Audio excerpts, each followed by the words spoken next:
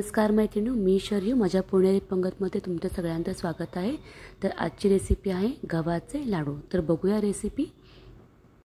गव्हाचे 2 वाट्या पीठ, 1 वाटी तूप, 1 वाटी गूळ, डिंक आणि ड्रायफ्रूट्स. तर सर्वप्रथम आपण थोडेसे तूप घालून ह्याच्यामध्ये डिंक तळून घेऊया.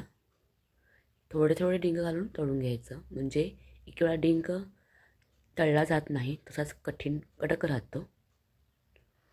तर हे लाडू करताना गव्हाचं पीठ हे जाडसर घ्यायचं आहे, बारीक एकदम पीठ घ्यायचं नाही. जाडसर पिठामुळे गव्हाचे लाडू छान लागतात. तर अशा प्रकारे थोडे करून आपण डिंक तळून घेतलेला आहे.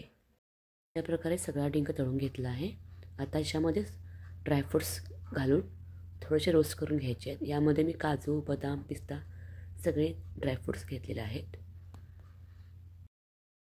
यामध्ये 3 चमचे तूप घालायचं आहे आणि गव्हाचं पीठ घालून हे चांगलं भाजून घ्यायचं आहे 5 ते 7 मिनटं.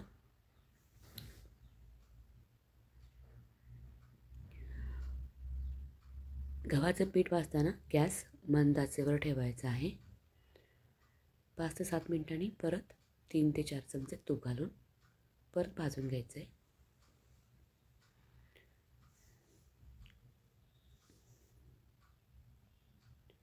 परत 5 ते 7 मिनिटांनी परत 3 ते 4 चमचे तूप घालायचं आहे. हे लाडू खूप हेल्दी होतात. यामध्ये डिंक, गूळ, यामुळे आपल्याला कॅल्शियम, हाडांच्या बळकटीसाठी हे लाडू खूप चांगले असतात आणि थंडीत खाल्ले जातात. परत 7 मिनिटांनी ह्याच्यामध्ये तूप घालायचं आहे आणि परत एकदा मंद आचेवर भाजून घ्यायचं आहे.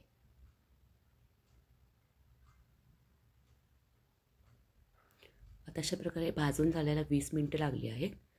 आता एका पॅनमध्ये परत उरलेलं तूप घेऊन यामध्ये 1 वाटी चिरलेला गूळ जो आपण घेतलेला आहे तो घालून याचा गुळाचा सिरप करून घ्यायचा आहे.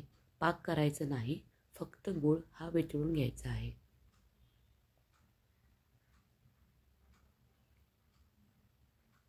गॅस मंदच ठेवायचा आहे.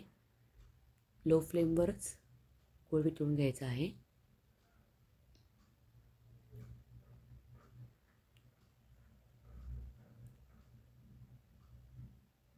गूळ पूर्ण वितळून घेतल्यानंतर यामध्ये भाजलेले गव्हाचं पीठ घालायचं आहे आणि गॅस बंद करायचा आहे. आता हे एकत्र एकजीव करून घेऊया.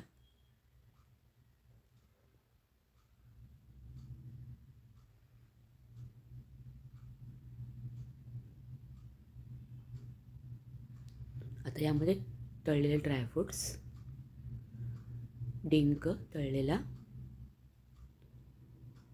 ते सर्व एकत्र करून घ्यायचं आहे. आता यामध्ये घालूया वेलची पूड.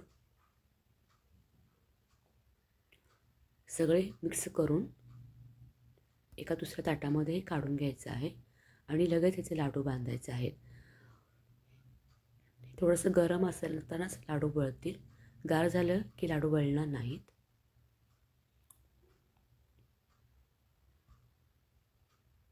आता अशा प्रकारचे लाडू करून घ्यायचे आहेत. तर तुम्हाला माझी रेसिपी कशी वाटली मला नक्की कळवा. माझ्या व्हिडिओ लाईक करा, शेअर करा आणि माझ्या चॅनल नक्की सबस्क्राईब करा.